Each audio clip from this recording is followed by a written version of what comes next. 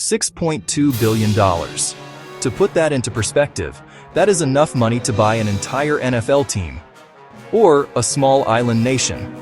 In 2012, that is the amount of money that vanished from the balance sheet of JPMorgan Chase, the biggest bank in the United States. It wasn't stolen by hackers. It wasn't lost in a robbery.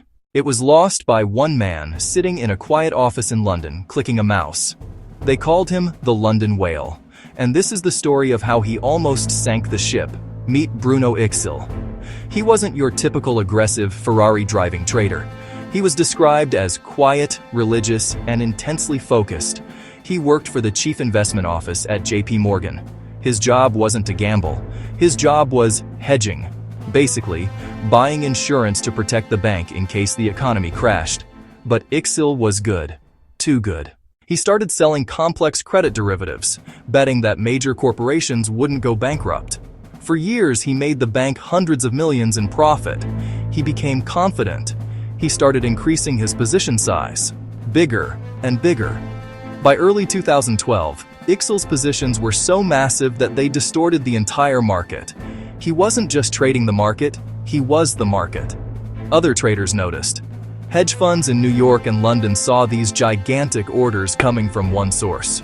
They didn't know it was Bruno Ixel, so they gave him a nickname, the London Whale, or sometimes Voldemort.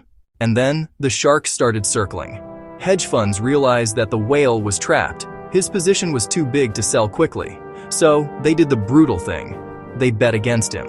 They drove the price down, forcing the whale to lose money every single day. In April 2012, news leaked about the losses. JP Morgan CEO Jamie Dimon famously dismissed it as a tempest in a teapot.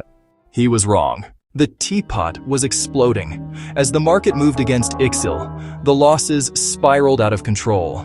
100 million, 500 million, 2 billion.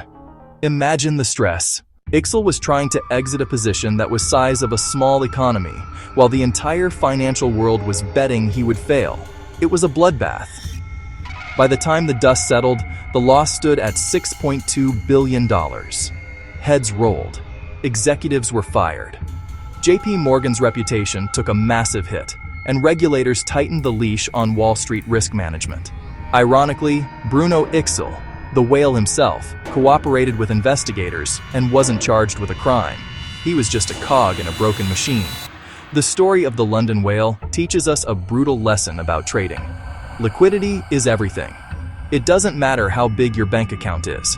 If your position gets too big, you become the target. In the ocean of finance, even a whale can be eaten alive if it swims too close to the sharks.